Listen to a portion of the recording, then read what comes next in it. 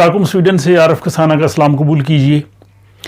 जब भी 16 दिसंबर आता है तो दिल खून के आंसू रोता है, क्योंकि ये उस वाक़े की याद दिलाता है जब दुनिया की सबसे बड़ी इस्लामी ममलकत दो लख्त हुई और पाकिस्तान का जो मशरकी बाजू था वो हमेशा के लिए अलग हुआ और ढाका डूब गया। सकूत ढाका पे बहुत कुछ लिखा गया है। पाकिस्तानी और हिंदुस्तानी और दुनिया के और भी बहुत से लोगों ने अपने अपने तर्ज पे जो है इस के बारे में जो है वो किताबें लिखी हैं। हमारे यहाँ भी मुख्तलिफ नज़रियात हैं। कोई कहता है कि मुजीबुर रहमान जो है वो गद्दार था, कोई कहता है जी ये भुट्टो की वजह से हुआ है, कोई कहता है जी ये फौजी हुक्मरानों की नाअहली है। और अफसोस ये है कि इतना बड़ा ये जो वाक़या हुआ, लेकिन किसी एक शख्स को भी जो है वो सज़ा तक नहीं हुई, कोई इसका तयन तक नहीं किया गया। उस ज़माने में एक मुसर्रत नज़ीर का एक गाना बड़ा मशहूर हुआ था, लौंग गवाचा, और उसके बारे में किसी ने बड़ा ज़बरदस्त जो है वो इस पर तनकीद की कि मुल्क हाथ से आधा गया और एक चुप सी लगी है। मुल्क हाथ से आधा गया और एक चुप सी लगी है, एक लौंग गवाचा है तो क्या शोर मचा है। तो बात यही है कि जो अक़वाम होती हैं वो अपनी उसका मुहासबा करती हैं, और इस तरह के जो वाक़यात हैं वो उसका सिंगल फैक्टर नहीं होता, वो मल्टी फैक्टोरियल होता है। बहुत से अवामल मिल के जो है वो इस तरह के हादसात को जन्म देते हैं। और जैसे वो कहते हैं वक़्त करता है परवरिश बरसों, वक़्त करता है परवरिश बरसों, हादसा एकदम नहीं होता। तो अगर हम सकूत ढाका को और मशरकी पाकिस्तान की अलहदगी को देखें तो इसमें भी सब के सब ज़िम्मेदार हैं। इसमें मगरबी पाकिस्तान के सियासतदान हों, मुजीबुर रहमान हों, उस वक़्त के फ़ौजी हुक्मरान हों, ब्यूरोक्रेसी हो, हर एक ने अपने अपने तौर पे पूरी कोशिश की थी कि कायद-ए-आज़म के पाकिस्तान को दो लख्त किया जाए।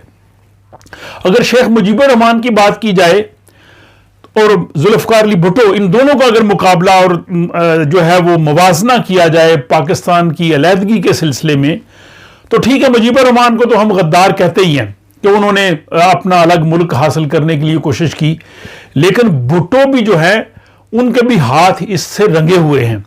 अब जब इंतखाबात 1970 के जब हुए और उन इंतखाबात के लिए जुल्फ़िकार अली भुट्टो ने ना मशरकी पाकिस्तान का दौरा किया और ना वहाँ उन्होंने अपने उम्मीदवार जो है वो खड़े किए। सिर्फ जमात इस्लामी जो थी उनके उम्मीदवार वहाँ पे थे, लेकिन इसके मुकाबल शेख मुजीबुर रहमान ने मगरबी पाकिस्तान में अपनी इंतखाबी मुहिम भी चलाई और यहाँ पे जो है उसके अवामी लीग की जानब से लोगों ने कौमी असम्बली के इंतखाबात में हिस्सा भी लिया। तो अगर उसने अलहदगी या गद्दारी करनी थी तो उसको मगरबी पाकिस्तान में इस मुहिम चलाने की ज़रूरत ही नहीं थी।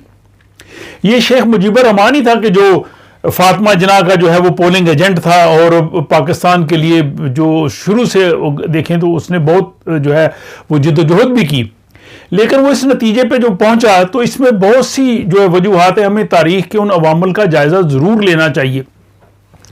और एक क्योंकि ये बहुत लंबी बात है, इस हवाले से एक नशिस्त में उन तमाम जो तारीख़ी वाक़यात हैं उनका जो है वो जायज़ा लेना बहुत मुश्किल है।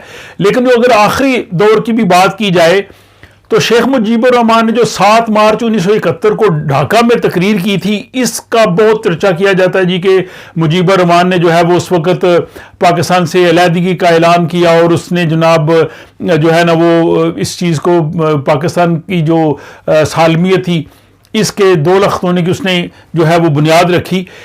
इस हवाले से पाकिस्तान के जो बांग्लादेश में सफ़ीर रहे हैं अफसयाब मेहदी हाशमी कुरैशी, जिन्होंने सकूत ढाका 1971 पे बड़ी ज़ख़ीम किताब लिखी है और उन्होंने बड़े ज़बरदस्त अंदाज से तज्ज़िया किया है, उन्होंने अपनी उस किताब के सफ़ा नंबर 155 और 440 में ये लिखा है कि मुजीबुर रहमान ने जो तकरीर की उसके आखिर में उन्होंने जय बंगला का नारा लगाया, लेकिन उसके बाद ज़ोरदार आवाज़ से पाकिस्तान जिंदाबाद का नारा भी लगाया। तो अगर ये कहना कि वो 7 मार्च की उनकी तकरीर जो थी, तो 7 मार्च की तकरीर में उसने पाकिस्तान जो है वो जिंदाबाद कह के इस चीज़ का सबूत दिया था कि वो चाहता था कि पाकिस्तान रहे। फिर यहाँ के जो हमारे मगरबी पाकिस्तान के जो सियासतदान थे, उस वक़्त के जो हुक्मरान थे, उन्होंने कोई कसर नहीं छोड़ी थी पाकिस्तान को तोड़ने में। کہ پہلے انہوں نے انتخابات کے بعد شیخ مجیب الرحمان کی اکثریت تھی، اس کا حق بنتا تھا اس کو اقتدار دیا جائے. اب تو تمام پاکستان کے تمام سیاسی جو رہنما اب یہی بات کر رہے ہیں. 1 مارچ 1971 کو انہوں نے قومی اسمبلی کا اجلاس جو ہے وہ ملتوی کیا، اور پھر 6 مارچ کو اعلان کیا جی 25 مارچ کو ڈھاکہ میں جو ہے وہ پاکستان کی نو منتخب قومی اسمبلی کا اجلاس ہوگا. پھر جو پاکستان کے اس وقت کے صدر تھے جنرل یحییٰ خان، وہ شیخ مجیب الرحمان سے مذاکرات کے لیے 13 مارچ کو جو ہے وہ ڈھاکہ میں گئے، اور 16 مارچ کو ان کی جو ملاقات ہوئی آخری، اس میں انتقال اقتدار پہ بات ہو گئی. اس پہ جو ہے وہ یحییٰ خان نے کہا کہ Sheikh Mujib ur Rahman is the future prime minister of Pakistan. اس کے جواب میں مجیب الرحمان نے کہا کہ Yahya Khan is the president of Pakistan. تو یہ معاملہ سارے طے ہو گئے. لیکن اس کے بعد جب یحییٰ خان پاکستان واپس آئے، وہ بھٹو سے ملے، اب یہ بڑی ایک عجیب قسم کی جو ہے وہ ایسے واقعات ہوئے، اور بجائے اس کے کہ یہ جو ہے وہ انتقال اقتدار ہوتا، قومی اسمبلی کا اجلاس جو ہے وہ ملتوی کیا جاتا ہے، اور پھر 25 مارچ کو وہاں اجلاس منعقد کرنے کی بجائے 26 مارچ کو آپریشن سرچ لائٹ جو ہے وہ شروع کیا جاتا ہے، شیخ مجیب الرحمان کو گرفتار کیا جاتا ہے، اور فوجی ایکشن جو ہے وہ کیا جاتا ہے. اور ذوالفقار علی بھٹو جو ہے وہ ڈھاکہ سے کراچی آتے ہیں، اور آتے ہی کہتے ہیں کہ خدا کا شکر ہے کہ یہ پاکستان جو ہے وہ بچ گیا. پاکستان بچا نہیں تھا.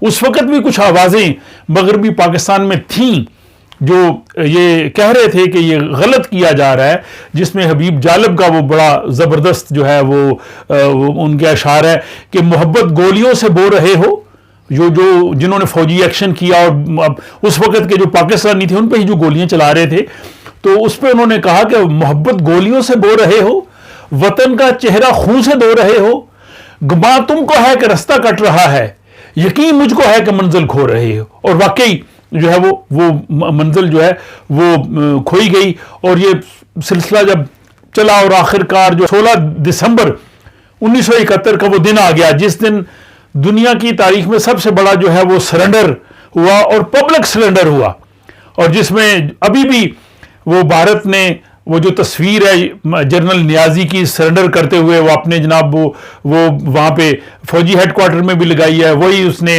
مودی نے جا کے جناب حسینہ واجد کو دی، اور ہر جگہ پہ اس تصویر کی نمائش کر کے ہمارے سینے پہ موم دلے جاتی ہے. اس کا ذمہ دار کون ہے؟ وہاں پہ جو بھی ہو رہا تھا، پہلے تو جنرل نیازی نے کہا جی کہ ہم آخری گولی اور آخری آدمی تک لڑیں گے، اور پھر جا کے پبلک کے سامنے سرنڈر کر دیا. اگر یہ جنرل AK عبداللہ نیازی اگر ٹیپو سلطان کے راستے پہ چلتا اور مفاہمت نہ کرتا اور شہید ہو جاتا، تو آج وہ ہمارا ہیرو ہوتا. بے شک وہ شکست کھا جاتے، بے شک ہمارے وہ لوگ شہید ہو جاتے، لیکن تاریخ میں ان کا نام ہوتا، ان کو بہادروں کی صفوں میں جو ہے وہ کھڑا کیا جاتا. لیکن یہ کیا کہ جناب آپ نے سارا کچھ ان کے حوالے کر کے اور اپنے ہمیشہ کے لیے اپنے پہ ایک ٹھپا لگا لیا، اور اس کے بعد جناب وہ واپس آ کے پھر وہ کتاب لکھتے ہیں جی میں نے ہتھیار نہیں پھینکے. تو تم نے ہتھیار نہیں پھینکے تو کس نے پھینک دیے؟ تو بہرحال یہ دل جلتا ہے جب بھی یہ دن آتا ہے، تو دل جلتا ہے. حالانکہ اس وقت میری عمر بہت چھوٹی تھی، میں دوسری جماعت کا طالب علم تھا. مجھے اس چیز کا اندازہ تھا، خبریں ہم سنتے تھے، چونکہ ہمارا سیالکوٹ ویسے بھی وہ بارڈر ایریا تھا، تو اس چیز سے ہم آگاہ رہتے تھے. تو اس وقت ایک چھوٹا بچہ ہونے کے باوجود ان چیزوں کا مجھے اچھی طرح سے ادراک ہے، اور آج بھی وہ دل جو ہے وہ پریشان ہوتا ہے ان چیزوں کو سن کے. اور پھر جو 26 مارچ 1971 کو جو آپریشن سرچ لائٹ جو شروع ہوا، جس میں فوجی ایکشن کر کے مجیب الرحمان کو گرفتار کیا گیا، میں سمجھتا ہوں پاکستان کو توڑنے کے لیے وہ جو ہے وہ اس کی بنیاد رکھ دی گئی. اور اس حوالے سے یہ میں نے الگ ایک ویڈیو بنائی ہے، اسے آپ دیکھ کے آپ کو مزید تفصیلات مل سکیں گی کہ پاکستان کیوں ٹوٹا، اس میں کن کن لوگوں کا کردار تھا، اور یہ جو فوجی ایکشن ڈھاکہ کا تھا اس کا کیا کردار تھا. اس حوالے سے آپ بھی اپنی رائے کا اظہار کر سکتے ہیں، اور مجھے اجازت دیجیے. خدا حافظ.